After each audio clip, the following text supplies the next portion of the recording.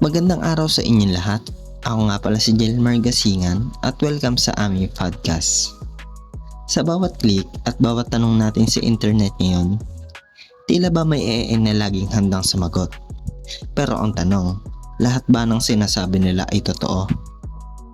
Ngayong araw, hihimayin natin ang ethical dilemma ng AI response integrity o kung paano natin masisiguro ng impormasyon na kukuha natin ay hindi lamang mabilis kundi tama at totoo.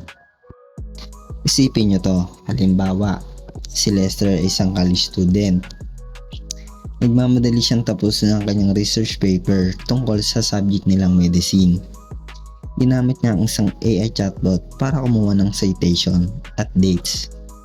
Sa sobrang bilis ng AI, nakabuo agad ito ng listahan ng mga libro. At source, kampante si Lester, kaya ipinasa niya ang report. Pero pagkalipas ng ilang linggo, ipinatawag siya ng kanyang professor dahil sa 3 librong binigay ng AI ay hindi pala totoo. Ito ay hallucination o gawa-gawa lamang ng AI para magmukhang kumpleto ang sagot nito. Dahil dito, nahaharap si Lester sa kasong academic dishonesty nang hindi sinasadya. Ito pumasok ang issue ng AI response integrity. Ang mga AI models ay dinisenyo para maging helpful at magtunog kapani-paniwala. Pero hindi sila palaging trust-seeking. Ang problema ay tinatawag nating AI hallucination. Kapag ang AI walang sapat na data, minsan ito ay nag-iimbento ng mga impormasyon na nagmumukhang tama sa pandinig natin. Bakit ito mahalaga? Dahil sa puno ng fake news, ang pagtitiwala sa maling AI response ay maaari magdulot ng maling desisyon sa medisina, batas at edukasyon. Ang integridad ng sagot ay hindi lang technical issue. Ito ay moral obligasyon ng mga developers as responsibilidad din natin mga users.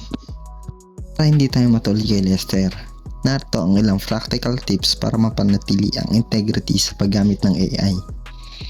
Number 1 is fact check always. Huwag kopyahin ng direkta ang mga stats, date, o citation. I-verify ito sa mga trusted search engines o physical books.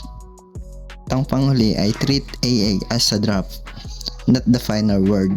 Gamitin ng AI bilang panimula o brainstorming tools, hindi bilang ang tanging source ng katotohanan. Sa huli, ang tunay na integrity ay nangangailangan pa rin sa ating mapanuring pag-iisip. Maraming salamat sa pakikinig at sa ating mabilis na breakdown tungkol sa AI response integrity.